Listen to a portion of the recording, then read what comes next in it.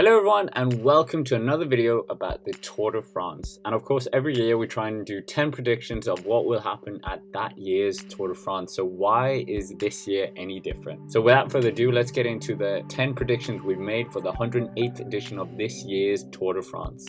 Number 10, crashes in the first week. So this is an easy one to get started with. It usually happens every year, and I'm still sad about what happened in 2019 on the first stage, where Jakob Fuglsang, who is in the form of his life, crashed. But the nerves and pressure of the riders being at the biggest stage race of the year might get the better of some riders, and unfortunately we could lose one of the favorites as well, or losing them in terms of contention. At number 9, we have Mathieu van der Poel will wear yellow. Mathieu van der Poel is one of the superstars of the current peloton, but is yet to make his Tour de France debut, and usually riders go to the Tour de France to become superstars, but Mathieu van der Poel has bypassed that tradition and is a superstar in his own right. And we think that with the form that the current cyclocross world champion has been showing this season, latest in the Tour de Suisse with 2 stage wins, that we could even see the Flying Dutchman take a couple of stage wins in the first week and even don the maillot jaune. And this will be an amazing feat for his team, Alpecin Phoenix, themselves who are also a debutant of the Tour de France. Number 8, Peter Sagan will not win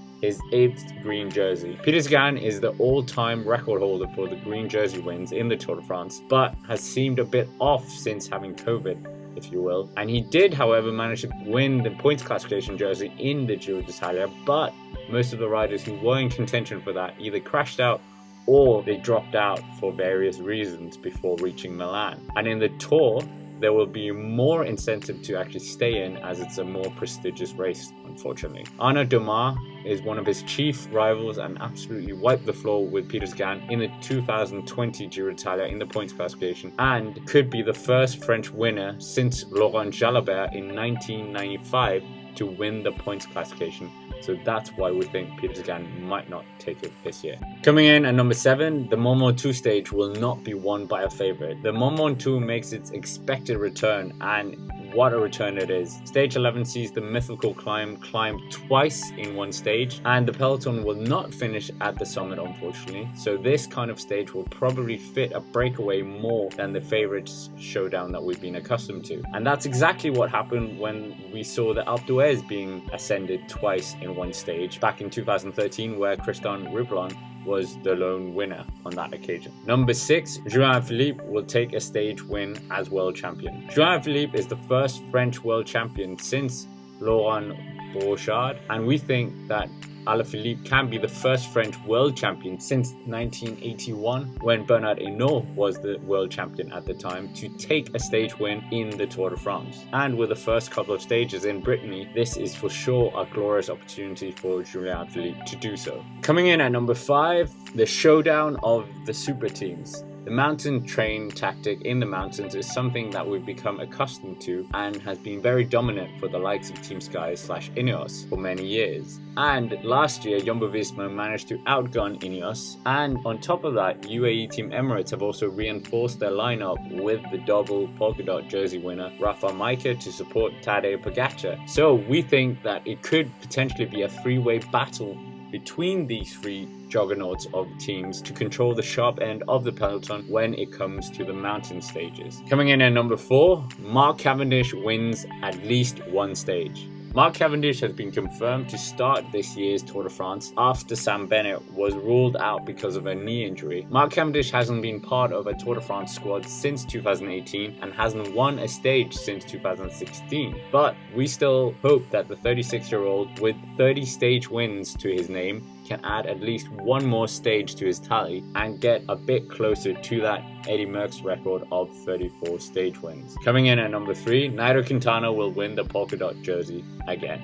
Nairo Quintana had a bad edition last year with crashes and bad luck, and was not able to fulfill the potential he showed early on in the season. And this year's route doesn't look like it's Nairo friendly with the amount of time trialing on the course. So we think that he will win the polka dot jersey for the second time in his career, a goal he has also stated in the Colombian press that will be his chief objective. And if he does win it, it would mean that he would be tied for the all-time most winning polka dot jersey winners from Colombia with 2, and the other rider, of course, is Luis Herrera. Coming in at number 2, the final podium will be dominated by the super teams. The final podium in Paris, of course, is a very iconic picture, and we think that this year we will have a representative from each of the super teams, Ineos Grenadiers, UAE Team Emirates, and Jumbo-Visma, and we won't see one of the teams planting 2 riders on that podium. Of course, Ineos Grenadiers has a phenomenal lineup with Geraint Thomas, Richie Porte, Theo Gegenhardt, and Richard Carapaz. All of them could be a leader in their own right. Jumbo-Visma and UAE Team Emirates seem a bit more clear-cut who the leader is, with Primoz Roglic and Tadej Pogačar. But nevertheless, we think that each of these teams will have a representative on the podium, but in which order, that is not part of this prediction. Coming in at number 1, we have Primoz Roglic will win the 2021 Tour de France. Primoz Roglic is looking to right the wrong of 2020 and win the Tour de France outright, and the 2-time Vuelta a España champion has been on strong form this year, winning the Tour of the Basque Country, and he also looked very strong in Paris-Nice before some bad luck. And of course,